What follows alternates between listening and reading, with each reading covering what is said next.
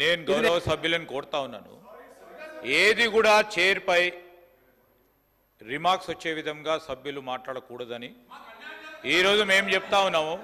గౌరవ శాసన సభాపతి గారు ఒకటే కోరినరు, ఈరోజు అపోజిషన్కు సంబంధించి కొన్ని రిమార్క్స్ రెచ్చగొట్టే ప్రసంగం చేస్తే మళ్ళీ అదేవిధంగా ట్రెజరీ బెంచెస్ నుంచి కూడా అదేవిధంగా రెస్పాన్స్ వస్తాయని చెప్పినారు.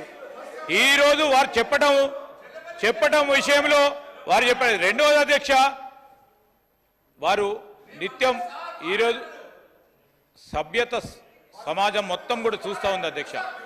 ఈరోజు శాసనసభ్యులందరినీ కూడా పట్టుకొని ఇష్టారాజ్యంగా అడ్డగోలుగా మాట్లాడడం అనేది వారు తప్పకుండా వారు మాట్లాడిన పదజాలాన్ని వెనుక తీసుకోవాల్సిందే, దాని నుంచి రికార్డుల నుంచి తీయాల్సిందే అధ్యక్ష. అందరు సభ్యులకు సంబంధించి వారు మాట్లాడటం జరిగింది అధ్యక్ష, ఇది ఉపేక్షించేది కాదు అధ్యక్ష. జగదీశ్వర్ రెడ్డి గారు పర్వాలేదు, ఇట్లా కూడా భయపెట్టిస్తారన్నట్ట. చేసింది మీరు, మీ ముఖ్యమంత్రి గారు ఉపన్యాసం విన్నారు ప్రజలు, మీ మంత్రి ఉపన్యాసం విన్నారు, నాది విన్నారు, ఏం మాట్లాడుతున్నారు? జగదీశ్వర్ రెడ్డి గారు సార్ ఏంది భయపడిస్తా ఉన్నారా సార్? నేను భయపడియలేదు అధ్యక్ష. నేను భయపడితే మేము భయపడితే వారు భయపడేవారు గారు, వారు భయపడేవారు కాదు. కాదు అధ్యక్ష, నేను సభకు సంబంధించిన సాంప్రదాయాల విషయంలో మాట్లాడినా, చాలా స్పష్టంగా మాట్లాడినా. ఎవరు భయపడించిన అధ్యక్ష? ఇక్కడ ఎవరెవరికి భయపడేది లేదు. మీరు భయపడరు, మేము భయపడవు. మీరు భయపడరు, మేము భయపడవు. ఇది మొత్తం యావత్ రాష్ట్ర ప్రజలకు సంబంధించిన సభ. ఇది ఎవరు భయపడేయాల్సింది ఎవడో వీడు కొడతాడు వాడు కొడతాడని కాదు.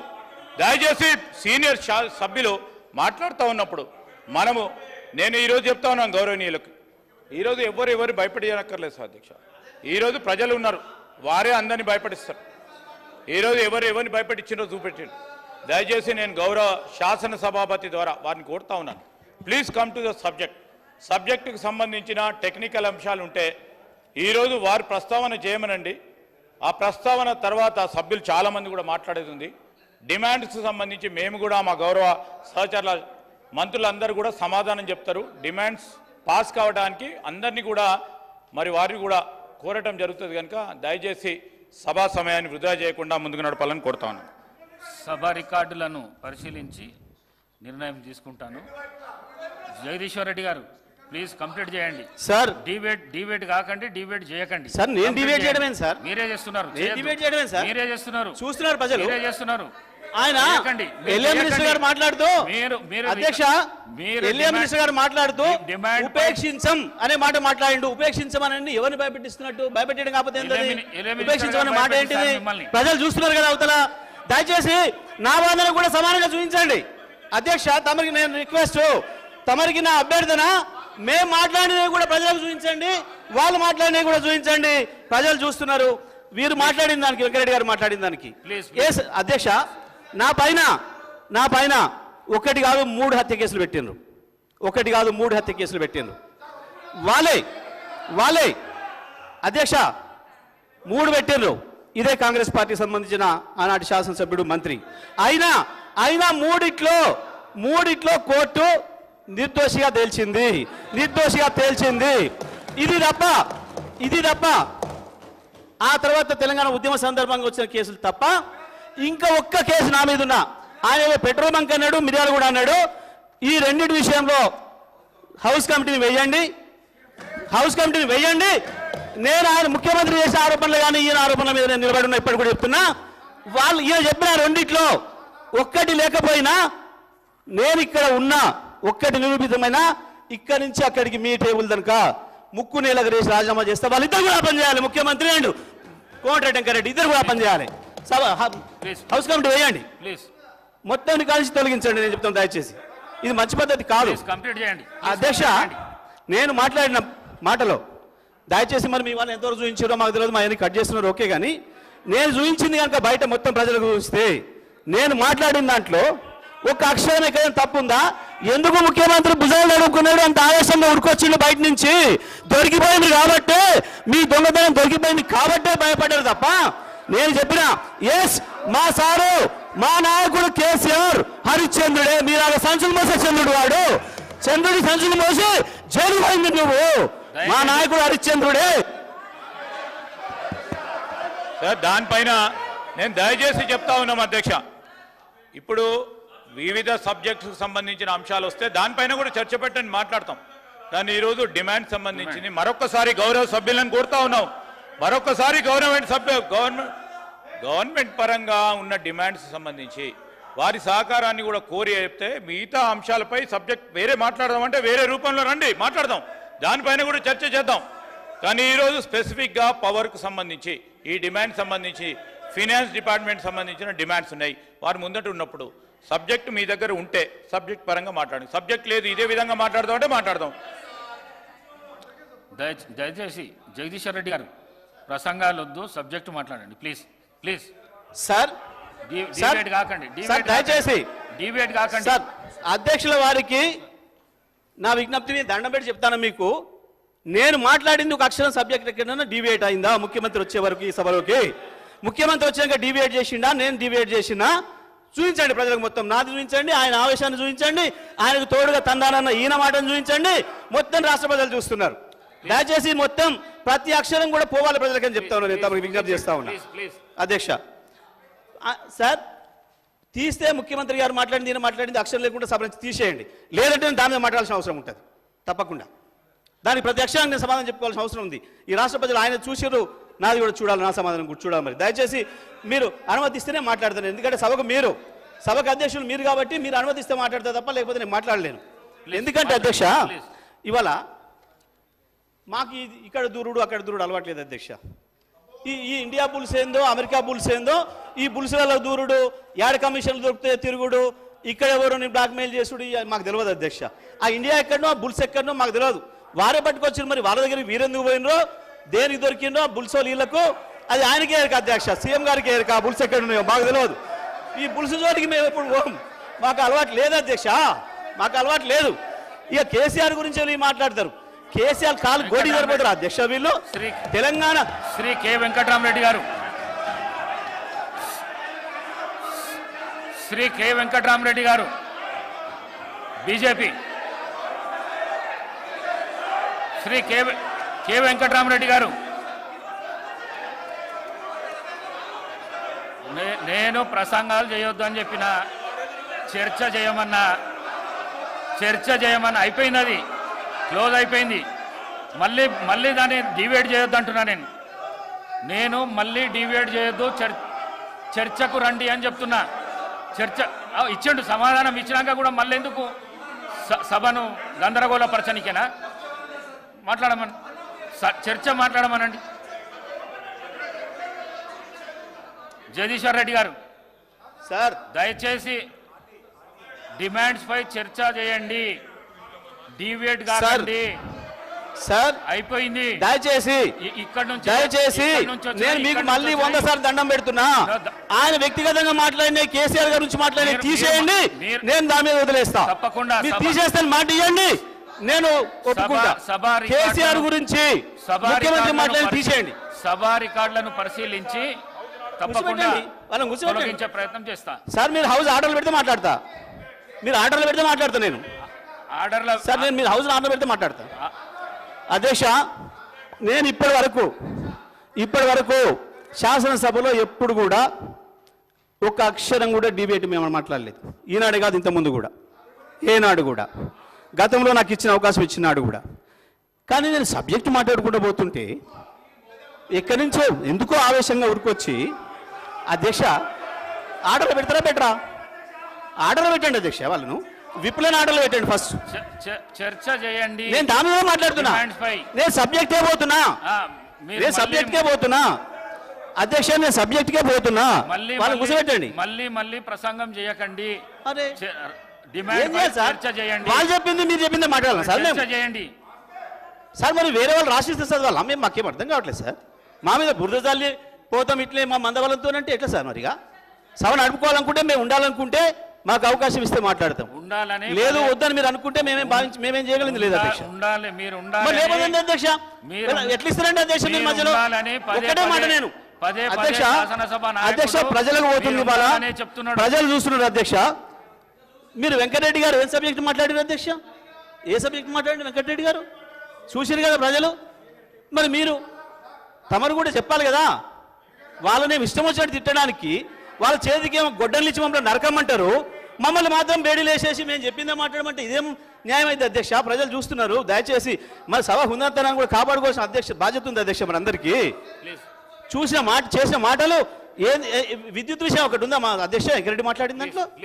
మరి నేను ఏమని మాట్లాడాలి అధ్యక్ష? మరి ఇప్పుడు ఆయన చేసిన ఇష్టం వచ్చిన ఆరోపణలు ప్రజలకు వెళ్ళిపోవాలి అధ్యక్ష, ఇదే పద్ధత? ఇట్లయితే సభ హుందాతనం నిలబడుతుంది అధ్యక్ష. తమని నేను అడిగినా మొత్తం అక్షరం లేకుండా దీంట్లో తీసేయండి అని అడిగినా తీస్తారా తీయరా తమరు చెప్పలే. హౌస్ కమిటీ ఏమని అడిగినా దానిపైన కూడా సమాధానం లేదు. అది చెప్పండి అధ్యక్ష. జగదీశ్వర్ రెడ్డి గారు సార్, మీరు చైర్ను ప్రశ్నించొద్దని ఇంతకు ముందు చైర్ను ప్రశ్నించడం కాదు రిక్వెస్ట్ సార్. చైర్ అభ్యర్థిస్తున్నా అని చెప్పిన, దండం పెట్టి అభ్యర్థిస్తున్నా అని చెప్పిన, నేను దండం పెట్టి అభ్యర్థిస్తున్నా అని చెప్పిన, నేను చైర్ మీద ఆరోపణ చెప్పినా నేను. అయినా మీరు చెప్పలేదంటే నేను నా సభలనే మీరు ఈ విధంగా మాట్లాడితే ఎట్లా? నేను సభా రికార్డులను పరిశీలించి నేను తీసేస్తా అని చెప్పినాను. మీరు మళ్ళీ నా మీదనే మీరు ఈ విధంగా మాట్లాడితే ఎట్లా? ప్లీజ్ చర్చ చేయండి మీరు. ప్లీజ్ అధ్యక్ష, ధన్యవాదాలు. అవి తీసేస్తున్నందుకు. తీసేసినా సరే నేను హౌస్ కమిటీ దాని మీద ఇప్పటికి కూడా కట్టుబడి ఉన్నా, ఇబ్బంది లేదు. నేను అడిగిన ఛాలెంజ్ మీద కూడా వాళ్ళకి ధైర్యం ఉంటే రావాలని చెప్పి కోరుతూ దాన్ని ముగిస్తా ఉన్నా అధ్యక్ష. ఇక ఇతర విషయాలకు వస్తే, ఇప్పటికి కూడా మరొకసారి ముఖ్యమంత్రి కావచ్చు, డిప్యూటీ ముఖ్యమంత్రి కావచ్చు, ఇతర సభ్యుల అవగాహన కొరకు ఇంకో విషయాన్ని చెప్తా ఉన్నా అధ్యక్ష. నేను ఈ సభ నుంచి ప్రజలకు కూడా పోవాలి. మరి వారు చూపిస్తారో లేదో నాకు తెలియదు కానీ, ఎందుకంటే మాది మొత్తమే కట్ చేస్తున్నారు పైన. కెమెరాలు మా వైపు రావు ఎప్పుడు.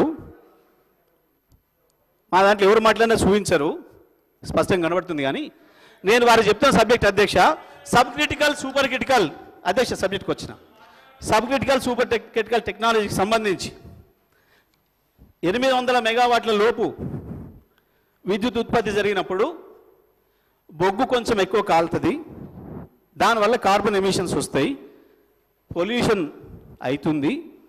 ఈ పొల్యూషన్ కంట్రోల్ చేయాలని చెప్పి ప్రపంచవ్యాప్తంగా వచ్చిన అగ్రిమెంట్లో భాగంగా చట్టం చేశారు 2013-14లో. దాని ప్రకారం 2017 మార్చి చివరి నాటికి పూర్తి కాగలిగిన ప్లాంట్లను సబ్ క్రిటికల్ టెక్నాలజీ ద్వారా కూడా పూర్తి చేసుకోవచ్చు.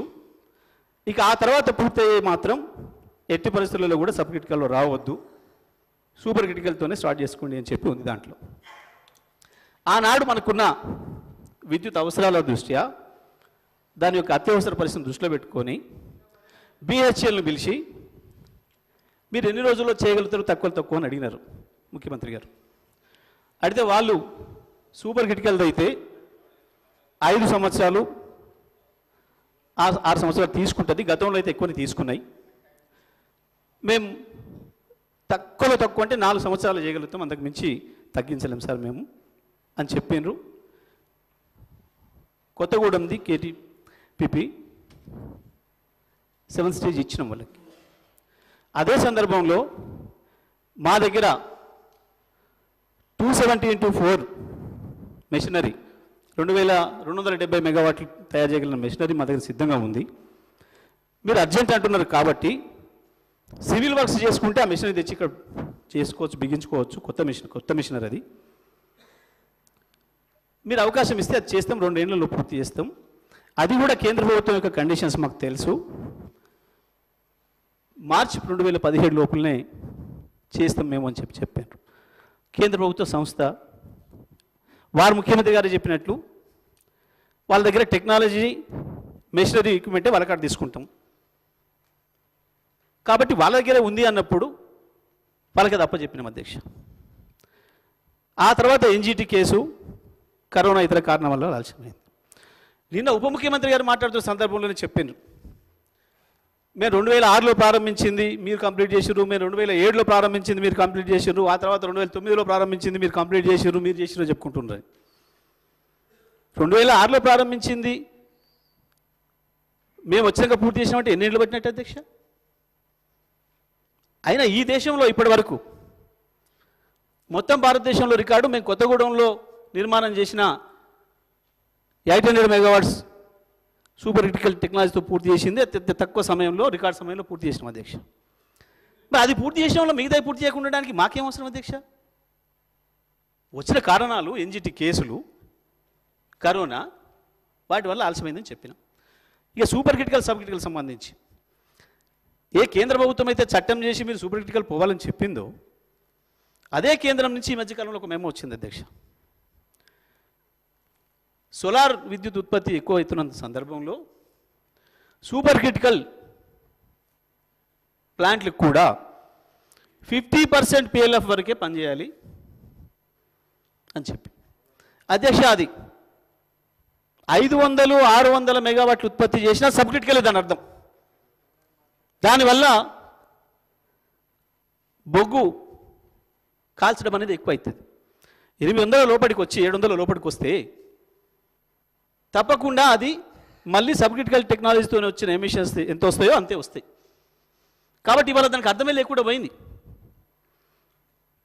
ఈ విషయాన్ని నేను మీ అందరి దృష్టికి తీసుకొస్తా ఉన్నా, సభ సభ్యులు కావచ్చు, ప్రజల దృష్టికి. 800 ఎబో అయితేనేమో ఎమిషన్స్ తక్కువ ఉంటాయి, కార్బన్ తక్కువ కాలుతుంది బొగ్గు, అంతకంటే లోపైతే ఎక్కువ కాలుతుంది అనేది దీంట్లో వేరే ఏం లేదు పంచాయతీ. కానీ ఇవాళ దాన్ని కూడా తగ్గించి నడపడం వల్ల 400, 450, 500కు తగ్గించడం వల్ల మళ్ళీ బొగ్గు ఎక్కువ కాలుతుంది, కార్బన్ ఎమిషన్స్ ఎక్కువ అవుతాయి. ఇది ఎవరిని అడిగినా చెప్తారు టెక్నీషియన్స్. కాబట్టి దీంట్లో ఏందో బ్రహ్మ విద్య ఉంది, ఏదో sub critical super critical sub critical పెట్టినారు, మొత్తం ఈ రాష్ట్రం నాశనం అయిపోయింది, దాంతో డబ్బులు పోయినాయి అని చెప్పి మీరు చేస్తున్న ప్రచారం సరైనది కాదు అనే విషయాన్ని నేను ప్రజలకు చెప్పవలసుకున్న ఇక్కడి నుంచి అదే విషయాన్ని ప్రస్తావించిన అధ్యక్ష. ఇకపోతే మీరు BOP, BTP గురించి మాట్లాడినారు. అదే సందర్భంలో మనం ఇవాళ ఇక్కడ ఏదైతే కొత్తగూడెం ప్లాంట్ను BHELకి ఇచ్చినామో మొత్తం కలిపేసినాం అధ్యక్ష. అది కూడా దాని మీద వీళ్ళు ఒక్కసారి కూడా మాట్లాడలే. ఇంకా అది కూడా ఉంది. మరి కేవలం యాదాద్రి భద్రాద్రిలో BHELకి ఇచ్చిన మాట్లాడుతున్నారు. కొత్తగూడెంని కూడా BHELకు నామినేషన్ పద్ధతుల్లో ఇచ్చినాం.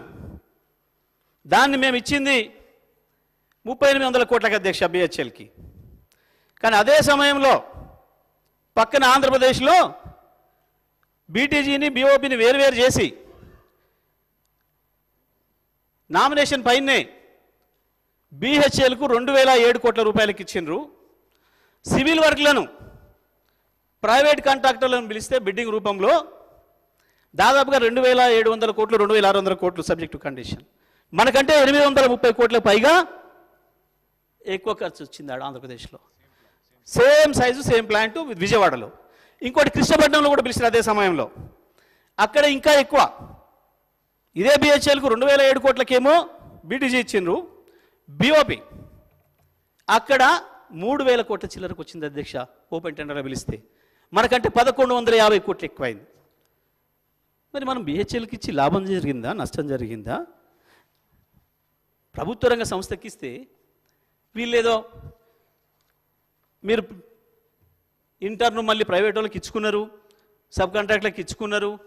అధ్యక్ష, ఒకవేళ మీరన్న మాట ప్రకారం దాంట్లో ఏదో మతలబు ఉండి ఏందో పైసలు వస్తాయి అనుకుంటే మేము BHELకి ఇచ్చి సబ్ కాంట్రాక్ట్ తీపించాలి అధ్యక్ష. మేము డైరెక్ట్గానే ప్రైవేట్ వాళ్ళు పిలుచుకుంటాం కదా, అవతల చంద్రబాబు నాయుడు గారు పిలిచినట్టు, ఇంకో రాష్ట్రం పిలిచినట్టు డైరెక్ట్గా పిలుచుకోవచ్చు కదా. మేము మా చేతుల్లో తీసుకుపోయి వాళ్ళ చేత కప్ప చెప్పి వాళ్ళ మధ్య ఇంకొనికి ఇప్పించే అధ్యక్ష కర్మైంది మాకు. కానీ వీళ్ళకు రేపు కూడా మేము BHELకి ఇవ్వాలని మేము డిమాండ్ చేస్తామన్న భయంతో వేరే తప్పుడు ఆలోచనలు మనసులో పెట్టుకొని ఇప్పటి నుంచే లేదని నిర్మాణం చేసుకుంటారు అధ్యక్ష. ఈ రాష్ట్రంలో మేము అడుగుతున్నాం, రాబోయే కాలంలో కూడా ప్రభుత్వ రంగ సంస్థలకే ఇవ్వండి నామినేషన్ మీద. మేము మిమ్మల్ని మెచ్చుకుంటాం, మేము మిమ్మల్ని అభినందిస్తాం, BHELకే ఇవ్వండి మేము డిమాండ్ చేస్తున్నాం. మేము ఇచ్చిన పద్ధతిలోనే ఇవ్వండి, మేము కాదనడం లేదు. మీరు తర్వాత సబ్ కాంట్రాక్ట్లు ఎవరికి ఇప్పించుకుంటారు, ఏం చేసుకుంటారు, అది మీకు తెలిసిన విద్య. అందులో ఒక్క సబ్ కాంట్రాక్టర్ అంటాడు ఎవడో కూడా నాకు పేరు తెలియదు ఇప్పటివరకు. కాంట్రాక్టర్ ఎవడో తెలియదు, సబ్ కాంట్రాక్టర్ ఎవడో తెలియదు. ఉంటే గింటే మీ చుట్టాలు ఎవడో ఉండొచ్చు కాంట్రాక్టర్లు. నా చుట్టమోడు ఒక్కడి కాంట్రాక్టర్ అధ్యక్ష, ఒక్కడిని నిరూపించిన నా చుట్టమోడు కాంట్రాక్టర్ అని నేను దేనికైనా సిద్ధంగా ఉన్నా. కాంట్రాక్ట్లు చేసే అలవాటు మీది, BHELకి వద్దు అదానికి ఇవ్వాలనేది మీ ఆలోచన. మొత్తం కరెంట్ విద్యుత్ రంగాన్ని తీసుకుపోయి అదానికి అప్పచెప్పాలనేది మీ ఆలోచన. డిస్కమ్లను తీసుకుపోయి వాళ్ళకి అప్పచెప్పాలనేది మీ ఆలోచన. మీరు దొంగరాతలు రాయిస్తున్నారు. డైరెక్ట్గా మాట్లాడకుండా పేపర్లలో చిట్చాట్లో మాట్లాడి ఇక్కడ మాట్లాడి అక్కడ మాట్లాడి మీరు రాతలు రాయించుకుంటున్నారు. కానీ మీ భాగవతం ప్రజలు చూస్తున్నారు, ఏం డౌట్ లేదు, అన్ని గమనిస్తున్నారు. ఓల్డ్ సిటీ గురించి మా హరీష్ రావు గారు మాట్లాడితేనేమో బట్టి గారు లేచింది తెగిలిండ్రు. మరి అదే ఎంఐఎంఏ సభ్యులు ప్రస్తావించారు, అప్పుడు తేలుగుట్టిన గమ్మునున్నాడు. మరి ఎందుకో చెప్పలేదు. ఇప్పటికైనా చెప్పాలి దాని మీద. ఇప్పటికైనా సబ్జెక్టేనా తెలియకపోతే ఊకో, సబ్జెక్ట్ మాట్లాడుతున్నాను. వారు చెప్తారు, వారు చెప్పుకోండి, నేను చెప్పదలుచుకుంటే. అధ్యక్ష కంక్లూడ్ అప్పుడు ఎట్లయింది అధ్యక్ష? గంట వాళ్ళకే ఇస్తారు మమ్మల్ని తిట్టడానికి గంట వాళ్ళకే ఇస్తారు. ఆందోళన ఆడ కాంపిటీషన్ నడుస్తుంది. సీఎంకు డిప్యూటీ సీఎంకు నాది రావాలంటే నాది రావాలని ఆ పంచాయతీలో వారు వచ్చి మాట్లాడతారు. డిప్యూటీ సీఎం గారు చెప్పలేరా అధ్యక్ష వీటికి సమాధానాలు?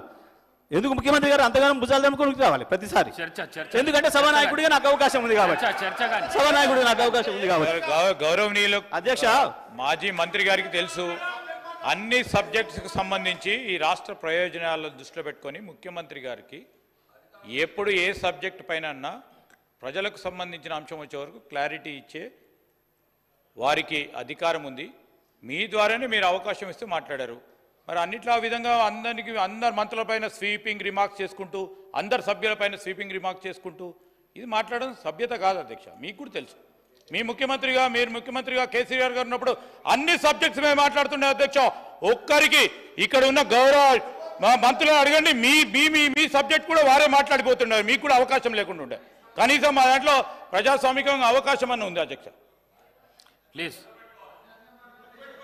ధన్యవాదాలు అధ్యక్ష. మా ముఖ్యమంత్రి గారు సభకే రాలేదని చెప్పారు, చుచ్చిలను ఒప్పుకున్నందుకు ధన్యవాదాలు, సంతోషం. అధ్యక్ష, ఇక మీరు పిటిహెడ్ గురించి వెళ్ళి మాట్లాడారు. అధ్యక్ష, మీరు పిటిహెడే కనుక నిజమే అయితే మరి విజయవాడ థర్మల్ పవర్ స్టేషన్ కట్టింది ఎవరు అధ్యక్ష? మీరే కదా. ఏ పిటిహెడ్ విజయవాడలో థర్మల్ పవర్ స్టేషన్ కట్టింది? ఏ పిటిహెడ్ ఉందని కట్టినరు? ఎక్కడ బొగ్గు ఉందని? విజయవాడలో బొగ్గుదని కట్టిందా? కట్టింది ఎవరు? కాంగ్రెస్ గవర్నమెంటే కదా.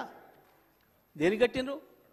కడప ఆర్టీపీపీలో కనీసం నీళ్ళు కూడా లేవు. బొగ్గే కాదు, బొగ్గు పత్త దొరకదు, బొగ్గు మళ్ళీ మనమే ఇచ్చేది సిగరెట్ నుంచే. వీరంతా ఆ రోజు రాజశేఖర రెడ్డి గారు ఎమ్మడి పోయారు కదా అధ్యక్ష ప్రారంభోత్సవానికి వీరే కదా అధ్యక్ష. మరి అక్కడే పిటిహెడ్ అధ్యక్ష. నల్గొండలో కడితే తప్పు, కడపలో కడితే మీకు సంతోషం, విజయవాడలో కడితే సంతోషం, ఎందుకంటే మీ భాషలంతా అక్కడ ఉన్నారు కాబట్టి. కానీ మా భాషలు తెలంగాణ ప్రజలే, నల్గొండ జిల్లా ప్రజలు కూడా మా భాషలే, మా తెలంగాణ బిడ్డలే. అందుకే నల్గొండలో కట్టినాం. వెనుకబడ్డ నల్గొండ జిల్లాను అభివృద్ధిలోకి తీసుకురావడానికి కట్టినాం 100%.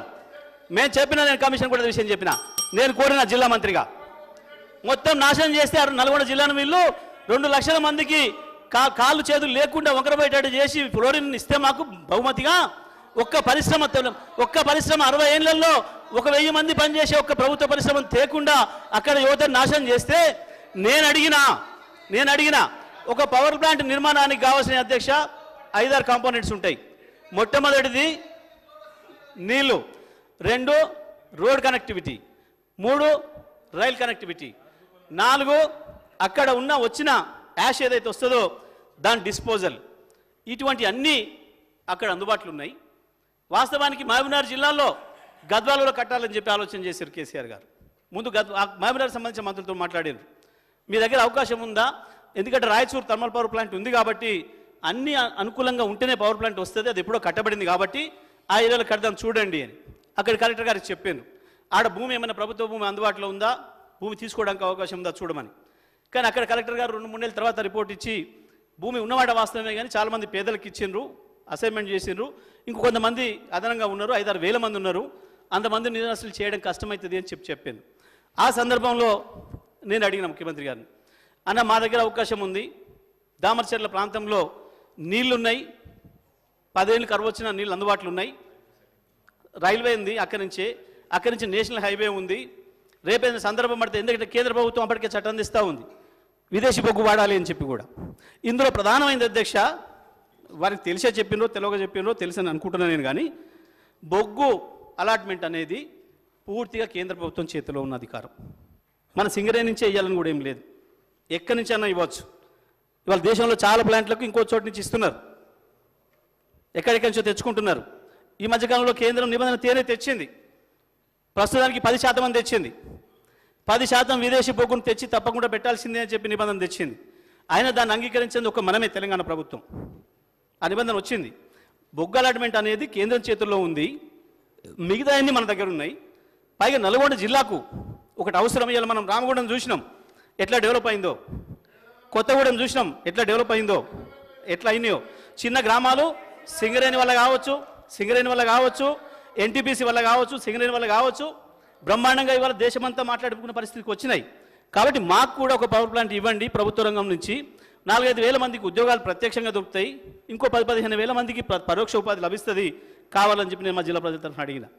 దాన్ని దృష్టిలో పెట్టుకునే ఆ రోజు అక్కడ ప్లాంట్ ఏర్పాటు చేసినాం. కానీ నల్గొండ జిల్లాలో తెలంగాణలో లేనట్టు, నల్గొండ జిల్లా తెలంగాణ కొట్లాడినట్టు ఇతరులు కొట్లాడినట్టు ఏం పద్ధతి అధ్యక్ష ఇది? అంటే నల్గొండ జిల్లా మీద పెట్టడం వీళ్ళు.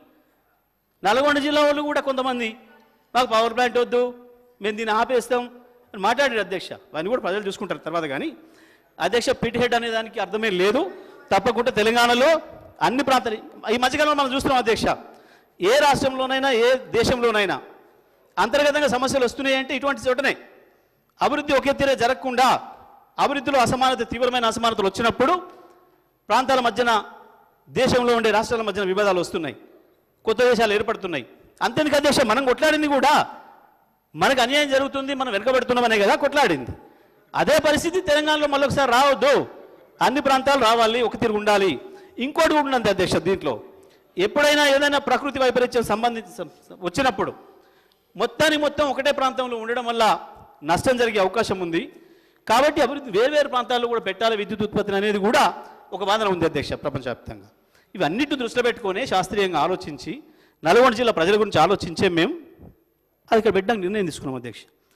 దానికి ఏందో జరిగిపోయింది, నల్గొండలో పెట్టడం పెద్ద నేరం, నల్గొండ జిల్లా ప్రజలందరూ కూడా తెలంగాణ వాళ్ళు కారు, మేము ఇంకెక్కడో పెడతాం అన్న పద్ధతుల్లో దాన్ని తప్పైనట్టు చిత్రీకరిస్తూ ఉన్నారు. నేను సభ ద్వారా నల్గొండ జిల్లా ప్రజలకు కూడా విజ్ఞప్తి చేస్తూ ఉన్నా, ఇక్కడ జరుగుతున్న చర్చలు ఏం జరుగుతున్నాయో ప్రజలారా గమనించండి. నల్గొండ పట్ల ఏముందో ఈ ప్రభుత్వ వైఖరి ఒకసారి చూడాలని చెప్పి కూడా నేను నల్గొండ జిల్లా ప్రజలకు కూడా విజ్ఞప్తి చేస్తా ఉన్నా అధ్యక్ష. ఈ సందర్భంగా అధ్యక్ష ఇవాళనే వారు కిషన్ రెడ్డి గురించి ప్రస్తావించారు. కిషన్ రెడ్డి గారి ప్రస్తావన స్పష్టంగా ఉంది.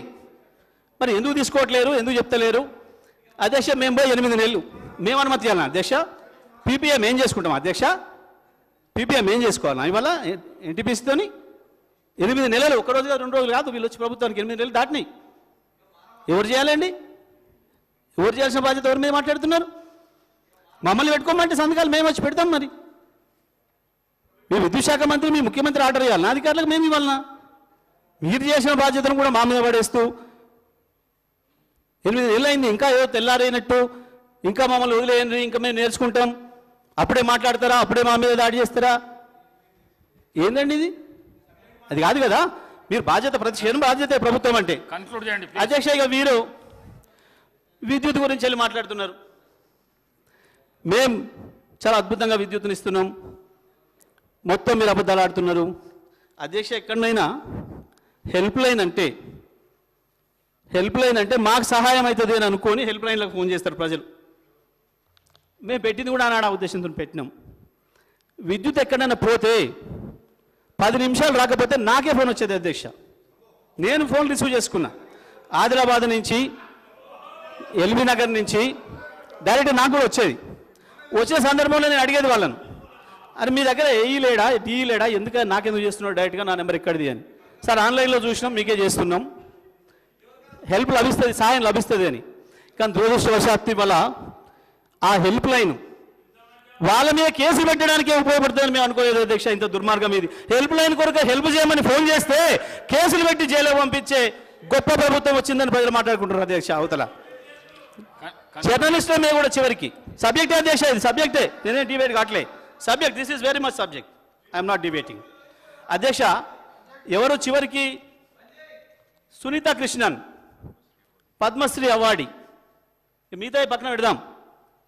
సునీత కృష్ణన్ గారు repeated complaints to TG SPDCL for the last more than 2 hours regarding power cut, standard response, no relief yet.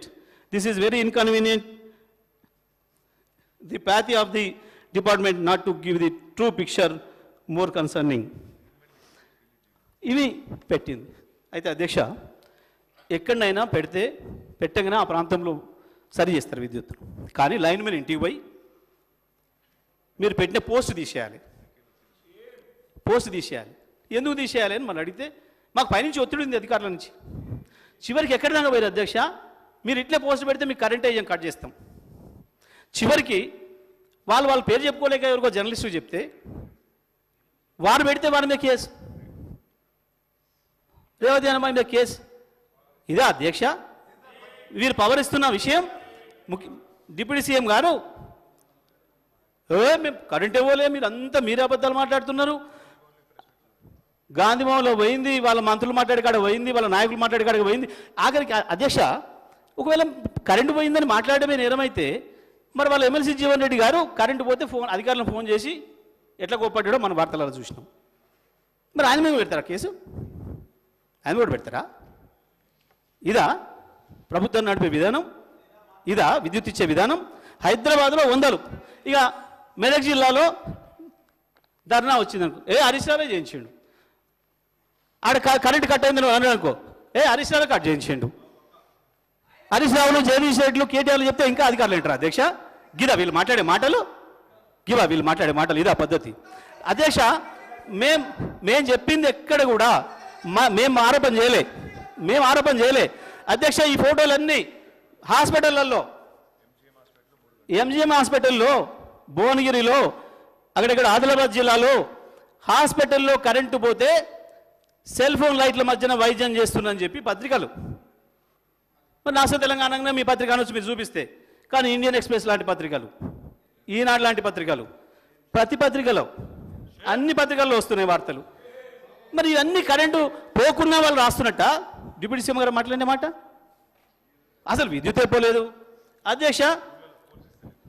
ఇప్పటి వరకు ఈ ప్రభుత్వం వచ్చిన తర్వాత పోల్స్ ఇచ్చుడు కానీ, కొత్త కనెక్షన్ కానీ, కొత్త ట్రాన్స్ఫార్మర్ కానీ ఇచ్చిన పాపన ఓట్లేరు అధ్యక్ష. మరి విద్యుత్ విషయం మాట్లాడితే రేవంత్ రెడ్డి గారికి ఇక్కడ కూర్చొని మాట్లాడిన మాటలు గుర్తు చేసుకోవాలి. ఒకసారి కాంగ్రెస్ ప్రభుత్వం మీద తెగ ఓడుతున్నారు కదా, కాంగ్రెస్ ప్రభుత్వం ఉన్నాడు వారి మాట్లాడిన మాటలు. మన ఆయన చచ్చిపోతే స్నానం చేస్తానికే నీళ్లు లేవు అని. ఇప్పుడేమో ఏకంగా కాంగ్రెస్ అద్భుతం చేసింది. కాంగ్రెస్ ఉన్నప్పుడే కరెంట్ ఉండే, మధ్య కేసీఆర్ వచ్చే కరెంట్ తీసేసిండు. మీరు ఆయన చచ్చిపోయినాడు, కేసీఆర్ లేడు కదా, ఆయన చచ్చిపోయినాడు, ఉన్నది కాంగ్రెస్ ప్రభుత్వమే కదా అధ్యక్ష. నేను రాజకీయాలు పోదలుచుకోలేదు కానీ మీరు మాట్లాడిన మాట అధ్యక్ష మాట్లాడుతున్నా అధ్యక్ష, సబ్జెక్టే మాట్లాడుతున్నా అధ్యక్ష. నేను మేము చాలా స్పష్టంగా చెప్పినాం. చంద్రబాబు నాయుడు గారు వారు నేను చెప్పిన మాటనే అర్థగంట చెప్పిండ్రు. నేను ఒకటే మాటలు చెప్పిన, విద్యుత్తును ఉత్పత్తి సామర్థ్యాన్ని బట్టి షేర్ చేయలేదు, విద్యుత్తును వినియోగాన్ని బట్టి షేర్ చేసేదనే మాట ఒకటే మాటలు చెప్పేసి నేను.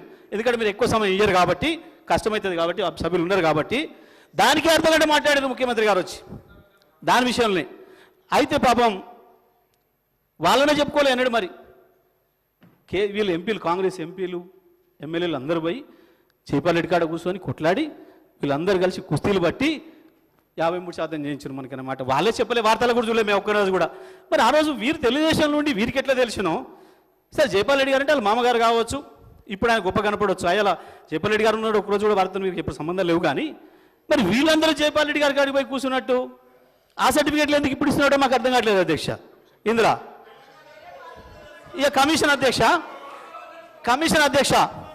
మంచి ప్రస్తావన తెచ్చారు కమిషన్ విషయం అధ్యక్ష. 100% నేనే ఇట్లాంటి ఆరోపణలు, వీళ్ళు పసలేని ఆరోపణలు చేస్తూ మీ ముందేందో 10,000 కోట్లు సంపాదించిండు, ఏమంటే 20,000 కోట్లు సంపాదించిండు. ఈయన అయింది డమ్మీ మంత్రి. మరి డమ్మీ మంత్రి 20,000 కోట్లు సంపాదిస్తున్నావు, ఒరిజినల్ మంత్రి ఎన్ని 20 లక్షల కోట్లు సంపాదిస్తున్నావా? ఎటు సంపాదిస్తున్నావు అధ్యక్ష? అధ్యక్ష హరీష్ రావు డమ్మీ. కె వెంకటరామరెడ్డి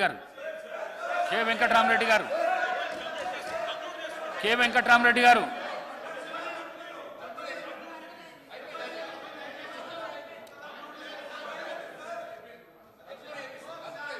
వారికి ఇచ్చిన సమయము అయిపోయింది. ప్రసంగాలకు డీవియేషన్ ఓంగా గంట పైన మాట్లాడండి. చర్చకు సంబంధించి మాట్లాడితే ఎంత సమయం అన్నా ఇవ్వచ్చు. ప్రసంగాల కోసం ఎందుకు? అధ్యక్ష, నేనే స్వయంగా ఈ సభలో మీ సాక్షిగానే వారి ఇష్టం వచ్చిన ఆరోపణలు చేస్తున్నప్పుడు ఎస్ నా ఆస్తుల మీద నా మీద విచారణ చేసుకోండి అని చెప్పిన. ఆ రోజు చెప్పిన దానికి ముఖ్యమంత్రి గారు వెంటనే కమిషన్ ఏర్పాటు చేస్తున్నామని సంతోషం వెల్కమ్ చేసినాం. అయితే కమిషన్ ఎట్లుండాలి అధ్యక్ష? ఎంత నిక్కచ్చిగా ఎంత పద్ధతిగా ఉండాలి కమిషన్ మీద అపాయింట్ చేసే అభ్యర్థి?